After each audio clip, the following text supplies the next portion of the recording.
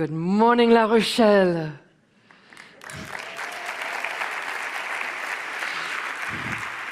Robin Williams, la force est avec toi.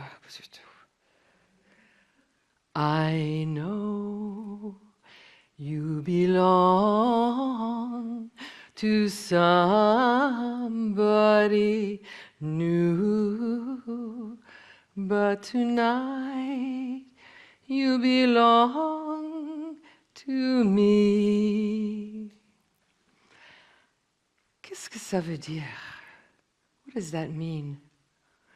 Ça veut dire que ce soir, dans une petite parenthèse bien intime, je vais vous faire rentrer dans mon cœur, le cœur de mon métier de clown hospitalier. Vieux dicton africain. Si tu ne sais pas où tu vas, souviens-toi d'où tu viens. Quand j'étais née, ma mère était déprimée. Eh oui.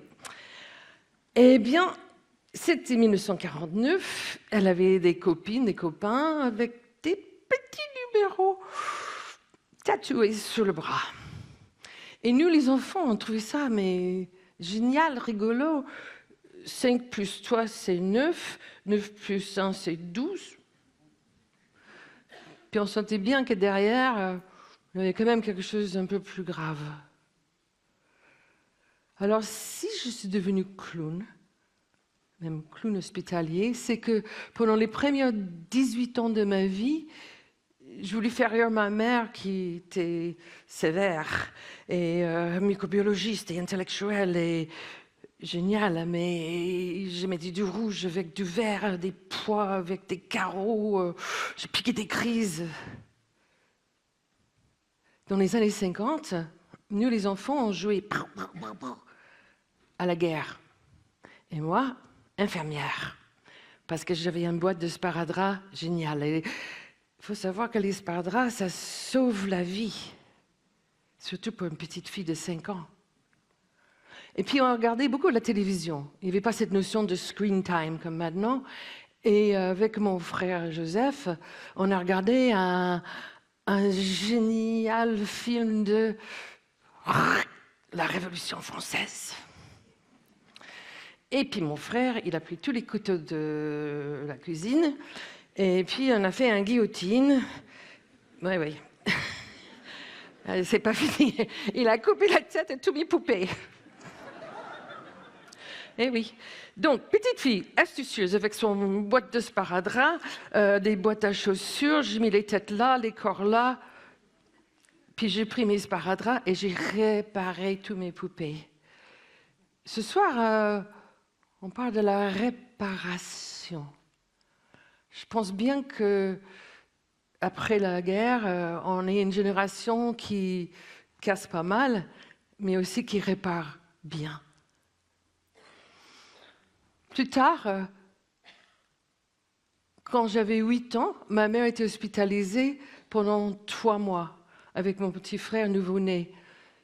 Et puis j'étais envoyée vivre avec Elisabeth, je l'appelle Pucci, ma grand-mère. Elle était pianiste. Et c'est là où j'ai appris le temps de l'autre, ça sert à l'hôpital. Ça sert avec des enfants un peu longs. Aussi le temps de l'écoute et le temps de respirer ensemble. Elle jouait Elisabeth, Schubert, Bach, Scriabine. En respirant ensemble, je tournais la page. Elle jouait, et puis respirait, je tournais la page. Puis il y avait mon oncle Noé, qui avait 28 ans, moi 8 ans, 20 ans plus que moi, encore déprimé. Familial. Et oui. Donc, moi, il se levait tard, toi comme beaucoup de déprimés, midi, puis on mangeait un sandwich de peanut butter and jelly. Vous détestez ça, je sais. Et puis, il me dit, Tama, parce que Caroline, à l'époque, on m'appelait Tama, Tama, fais-moi des grimaces, ça me fait du bien. Alors moi, j'étais plutôt timide comme enfant, mais faisais ce que je pouvais. Mais ça durait au moins 10 minutes. C'est long, hein, faire des grimaces. Donc, dans la famille, on m'appelait après Miss Rubberface, la reine des grimaces. Fast forward, 10 ans, 20 ans, 30 ans. J'ai commencé des études de médecine, mais j'ai vite arrêté. C'était en pleine guerre de Vietnam. Et j'ai bien compris que ni les sparadraps, ni les grimaces pouvaient guérir un enfant brûlé, excuse mon accent, brûlé au napalm, ni un cancer. Donc je suis partie en France, à l'aventure. J'étais au Palais des Merveilles, Ratapus, pitre féerique, acrobatique, biologique et zoologique. Je faisais des acrobaties, des contorsions, je jouais la flûte sur la place publique partout en France et Navarre.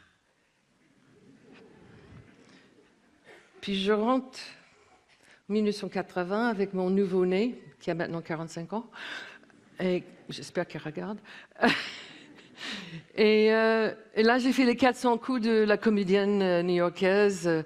J'ai créé des personnages, une statue de liberté avec une tour de chant en français, avec un accordéoniste italien. J'étais Mademoiselle Coquille Saint-Jacques avec des Sushi Sisters, 5 tournées au Japon. Et puis un jour, on me demande de créer des comédies musicales au Zoo du Bronx.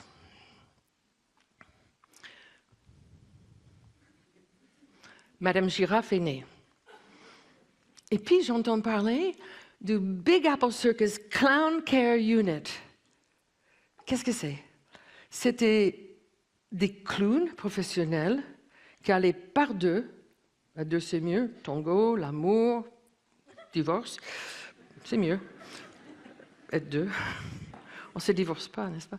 Alors, et ils allaient dans les chambres d'hôpital des enfants malades, très malades, à New York. Et quand j'ai entendu ça, je me suis dit, I have to do it. Il faut que je fasse ça. Alors je me trouve un jour dans une salle d'attente avec des bozos, avec des nez rouges, moi en girafe, avec une queue, voilà, assise à attendre mon audition pour être clown à l'hôpital. Mon futur ex-patron, Michael, arrive, ouvre la porte.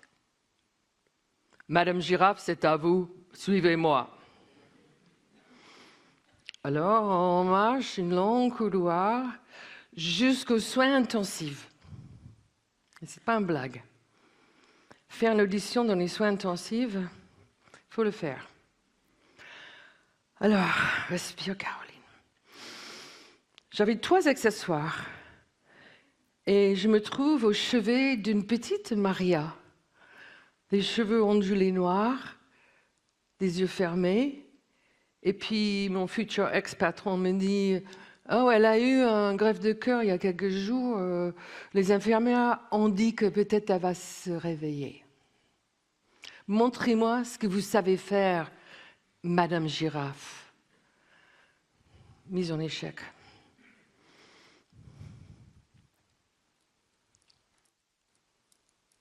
Attends, écoute. Ça va marcher.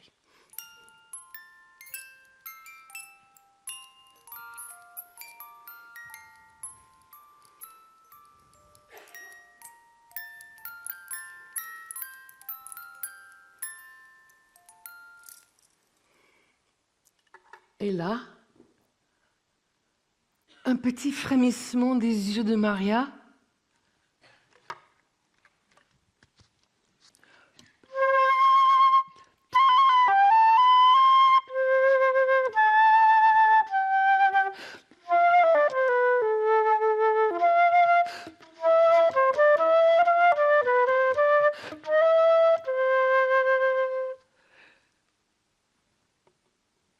Et là, les yeux de Maria s'ouvrent, puis elle me regarde droit dans les yeux. Elle avait des yeux douces, chocolat. Somewhere over the rainbow, way up high, There's a land that I dreamed of once in a lullaby. Et là, sur le visage de Maria, tout petit sourire s'esquisse et puis je suis engagée. Docteur Girafe est né. Et pendant 4 ans, j'étais dans un hôpital, Montefiore Medical Center, dans le Bronx encore, comme le zoo. Et j'ai appris à adapter mon jeu aux enfants avec la mucoviscidose, drépanocytose, comateux, grand brûlé, maltraités. J'ai même appris à accompagner des enfants qui allaient s'endormir pour une ponction lombaire. Pas drôle pour les gosses. Puis je décide de rentrer en France. Mon premier amour, quand même. Il n'y a pas que le Baudelaire et le Camembert, messieurs, dames. Il y avait le ministre de la Culture qui m'avait donné une subvention, pas grand, mais subvention, pour fonder le Rire Médecin. À l'époque, on était 2 clowns professionnels, moi et Claudia Schouffleur, moi, Josette Girafe, pas Chaussette, Josette.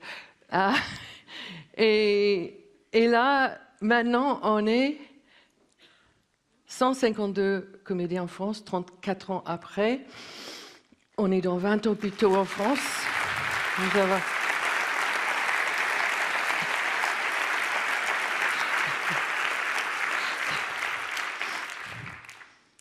Mais là, ce soir, tiens-moi la main. Allez, tiens-moi la main, tout le monde. Je vous amène dans un grand couloir et on va rencontrer 4 enfants. Vous entendez? C'est mieux. On est chez Mimi. Alors, Mimi, elle a encore un peu de duvet rouquine sur la tête, toujours dans les bras de sa maman, 18 mois. Elle a LB, ça c'est une leucémie, bon, vous en faites pas pour les détails. Et elle est protégée sous un grand plastique. Et quand je viens très régulièrement, les mardis et les jeudis et les mardis, on chante pirouette, cacahuète, le souris verte, enfin toutes les choses qu'elle adore. Mais ce jour-là, elle gigote. Elle s'approche du plastique. Sa mère l'approche. Elle met un petit main là, sur le plastique. Un petit main là, sur le plastique. Je lâche ma flûte, je regarde mon partenaire, Gustave Roblochon. Puis je mets ma grande main sur sa petite main. Mon autre grande main sur sa petite main. Et c'est pour ça que je me lève tous les matins. C'est pour ce moment juste, pur, indicible.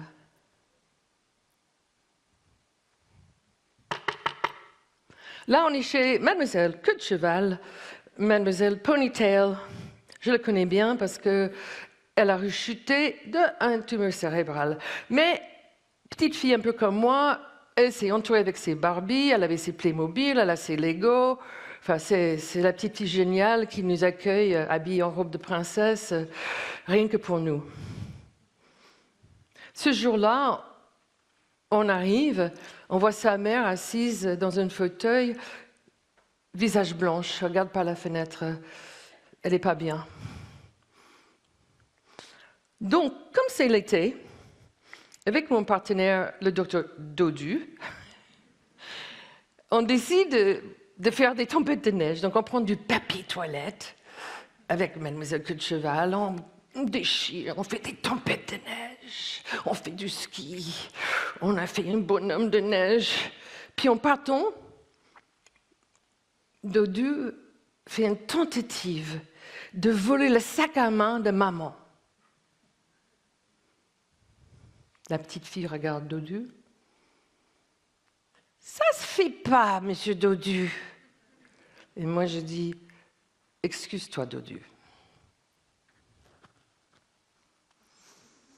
« Pardon, madame. »« Oh non, mais là, Dodu, c'est minable, c'est pas bien. Hein. Excuse-toi vraiment. » Et elle en jute, elle met 3 couches, 4 couches. Et oui, monsieur Doudou, à genoux, et puis tu descends avec un accent portoricain, un accent ukrainien, un accent américain, et puis l'accent de La Rochelle. Pardon, madame, excuse-moi, spéciba, please, please. Vous avez compris. Et là, MDR, mort de rire. La mère, elle a des larmes de joie qui coulent sur son visage parce que voir sa petite fille heureuse comme ça, dans les circonstances pas géniales.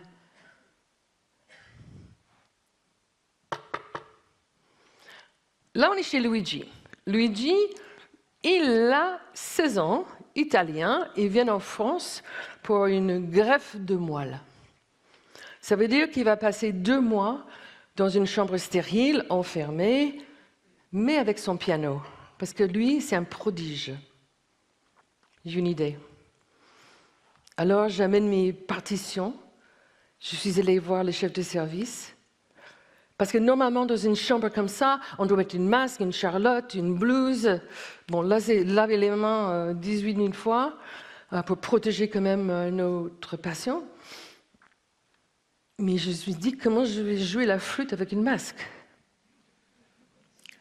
Alors, Dodo, Dominique, mon chef de service, que j'adore, avec des yeux bleus qui pétillent, elle me dit, bon, c'est simple, Caroline, enfin, girafe. C'est Luigi qui met le masque et c'est toi qui joues la flûte.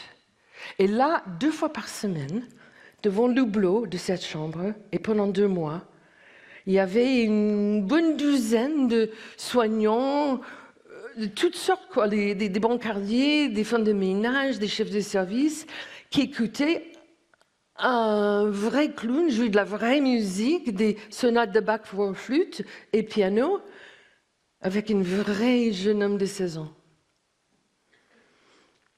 Après ces 2 mois, il est rentré en Italie, je dirais plutôt guéri qu'autre chose, puis il me dit, Madame Girafe, je n'ai jamais joué avec quelqu'un avant. Tout d'un coup, moi aussi, j'avais 16 ans.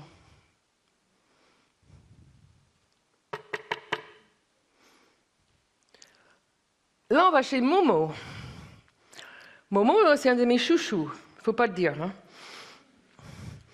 Il est en colère, très en colère ce jour-là.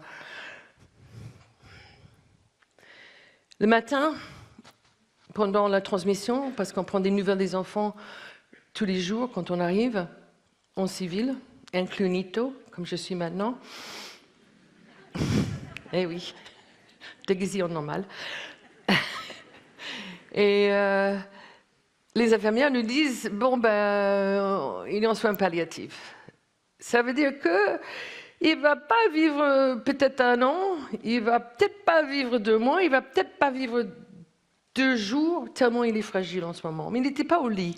Il nous attendait les bras croisés, torse nu, toute chauve, magnifique, ce garçon. Et c'est un garçon qui aimait le sport, plein de choses, quoi. Il avait nos photos sur le mur. Puis j'arrive, il dit « Non ».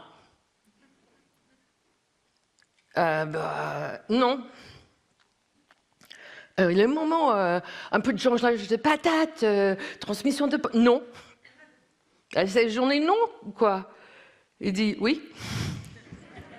Alors, je dis bon, tu peux m'envoyer péter, hein, je peux prendre la porte, je la décroche, je m'en vais. Il dit, tu dis, casse-toi, pauvre clown pourri. Ça lui plaît, ça. Et tout d'un coup, mon partenaire, qui était plutôt un jeune homme clown hospitalier inexpérimenté, en stage chez nous, donc je savais que j'allais un peu ramer ce jour-là. Et là, c'était la mise en échec royale. Et ce jeune homme, jeune clown, il sort une marionnette, dragon.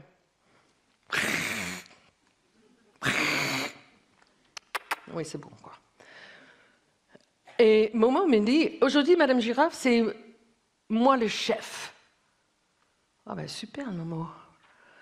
Prendre le pouvoir. Alors, dragon, tu vas cramer les cheveux de Madame Girafe.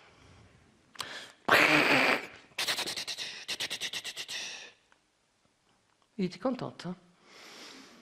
Et maintenant, dragon, tu vas brûler les mots croisés de ma mère.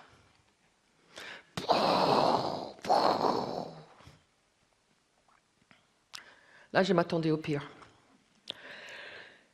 Et maintenant, Madame Girafe, tu vas tuer le dragon. Quoi? Tu vas tuer le dragon? Mais maman, je ne suis pas une tueuse, I'm not a killer. J'ai jamais tué quoi que ce soit. Même pas un paire de chaussettes. Quelques fourmis quand même. Si tu ne tues pas le dragon, il va me tuer.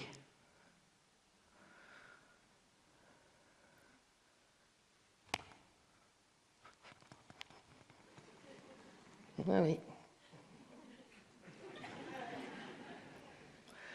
Et là, le plus beau sourire que j'ai jamais vu sur Momo arrive.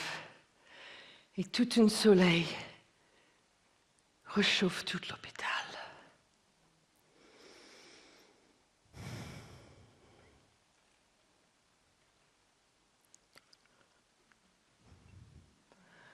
Ladies and gentlemen, mesdames et messieurs, children of all ages, des enfants de tous les âges. Ce soir, dans les hôpitaux en France, il y a des milliers d'enfants qui dorment, qui regardent le plafond, qui regardent les portables de leurs parents, plutôt. Et puis, depuis 38 ans, j'ai l'honneur et le privilège de les faire voyager dans leurs rêves, dans l'imaginaire et la rigolade. Tout ça pour qu'ils restent des enfants et pas des malades. Nous sommes tous des chevaliers de l'innocence. Vous avez aussi compris que j'aime les jeux de mots, les jeux de mots-laits. Ouais, c'est mauvais. Les jeux olympiques, les jeux d'échecs, mais surtout les jeux t'aime. Et ce soir, je vous t'aime.